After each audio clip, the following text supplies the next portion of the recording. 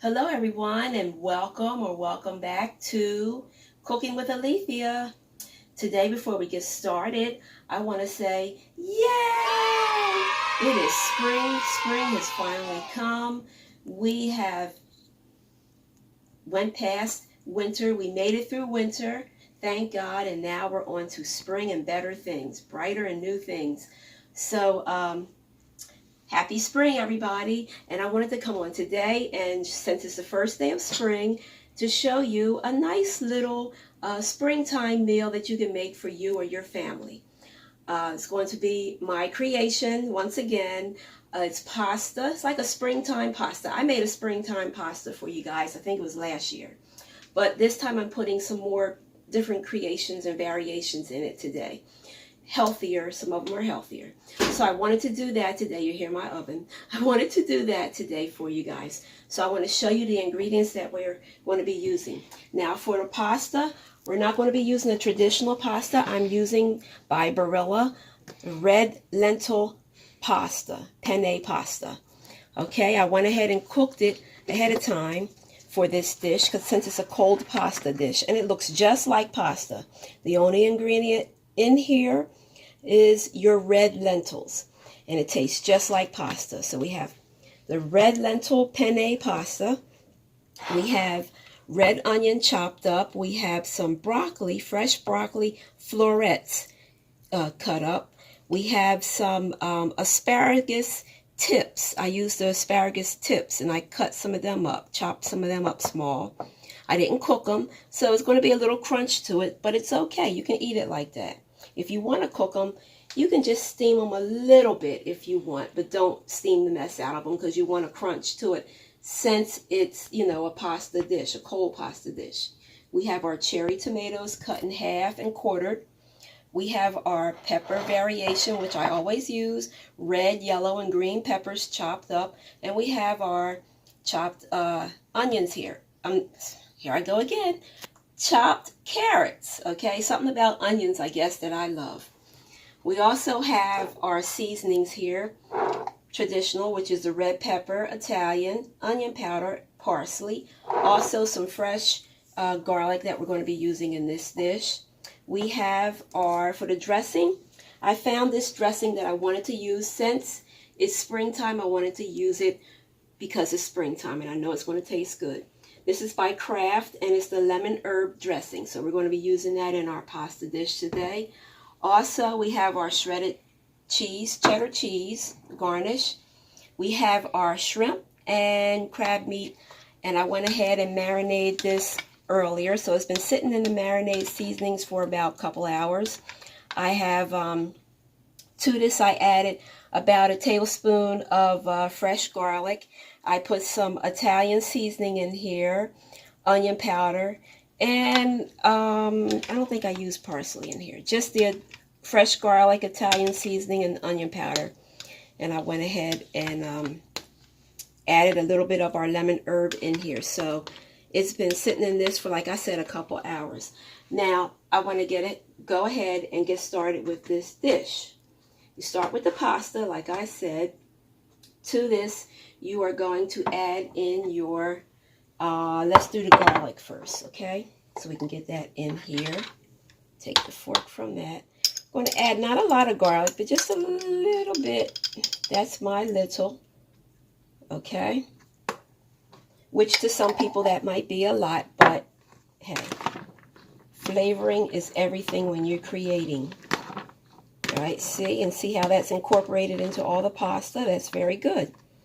All right, now we're going to go ahead and add in our vegetable mixture, which is the variations that I told you, the tomatoes, the peppers, carrots, onions, broccoli, and asparagus tips. They're all going in here. All right. I'm going to mix this all up. There we go. Now I'm going to, before I put in the rest of my ingredients, I am going to put in my lemon herb dressing. Make sure you shake this up very well because all the seasonings is down the bottom. So you want to incorporate that all through your dressing. That's about good there. And you just want to squirt all this on. After you make your pasta, if it doesn't taste, you know, it needs something else, just add some more, whatever, you know, seasonings, dressing, whatever. You want to mix this up very well.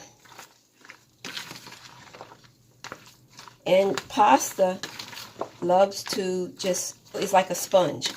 It absorbs your mayonnaise, your dressings, so you might have to add, I might have to add in the rest of this bottle to it, because it just absorbs it. Even though it's red lentil pasta, it's still going to absorb it.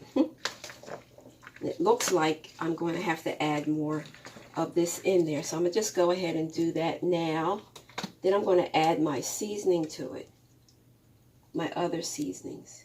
Okay, that's about right.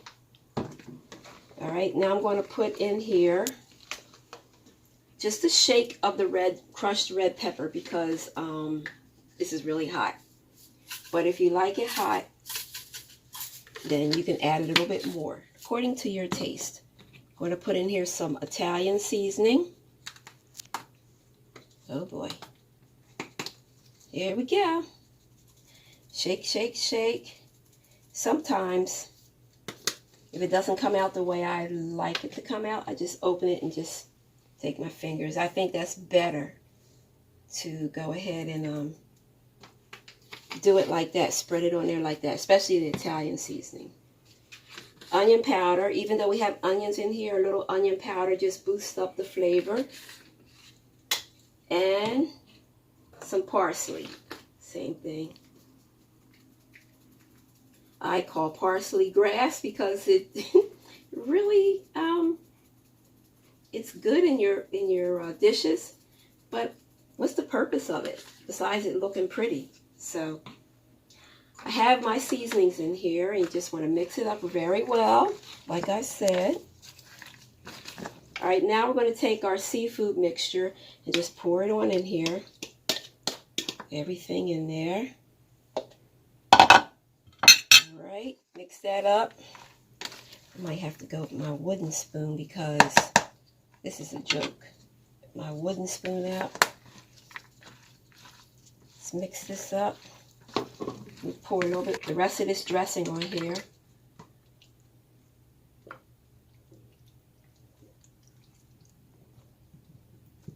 All right, the lemon herb dressing. Now, with this dish, I am going to be making, well, I already made some chicken breasts. I grilled some chicken breasts. I have a grill pan, and I grilled some chicken breasts on it. And my marinade for my chicken breasts was the lemon herb with my fresh garlic, onion powder, and I used parsley and Italian seasoning. I didn't use no crushed pepper for the chicken. And I just let it marinate for a couple hours in the fridge in a Ziploc bag. And I grilled it. So we're going to be having that with this here pasta dish. It's going to be yummy, yummy, yummy. Now, with this here, all right, this is the garnish. You can put this on there if you want or not. Doesn't matter. So we're just going to add some of this on here. Also, you know, you can add, which I didn't, some salt or some Celtic salt to your pasta dish if you want. But, you know, we just left that out today. So this is my springtime, 2022 springtime pasta creation, okay? That's that. And we're going to have this, like I said, with our chicken that I went ahead and grilled earlier. All right, our grilled chicken. Like I said, I marinate this with the lemon, herb, and the rest of my seasonings over there and grilled it. So we're having this today for our springtime summer meal.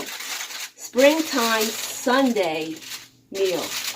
Now, I'm getting ready to show you guys what we're going to have for dessert, which is my creation again. It's going to be like a lemon cheesecake creation. That's all I can say. Call it. But I'm going to be showing you guys that shortly. So stay tuned. All right, we're back, and now we're going to start on the dessert, which is our springtime lemon coconut cheesecake. All right, so the ingredients are, we have 1 package of the Jell-O lemon flavored pudding that I went ahead and made ahead of time. Now, when you make this, it's best to use whole milk or the 2% or the 1% milk is better because it has that fat content in it, which will, hold the pudding. Now, I use almond milk in this, so I had to go ahead and we have some unflavored gelatin here, so I had to make a little packet of the unflavored gelatin to add in with it to get it thickened. So we went ahead and did that, and now we have the cheesecake mixture, the Philadelphia cheesecake no bake mix here. So we're going to use all of this. We have toasted coconut. Now what you can do is you can take your coconut flakes, spread some on a cookie sheet, put it in your oven about 350 for about 4 minutes, variation of your oven, and stay there. Stay with it. Don't go away if you're toasting coconut. I made that mistake 2 times today.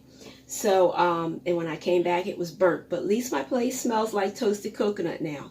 But, so yeah, that's toasted coconut. And then we have our lemon, because at the end we're going to zest some lemon over our cheesecake. And we have our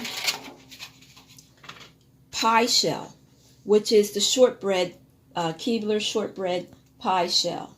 All right, that's what you're going to use. You can use the graham cracker crust one too if you want. We're going to go ahead and put our cheesecake mixture in our bowl, okay? Get it all in there, all that goodness.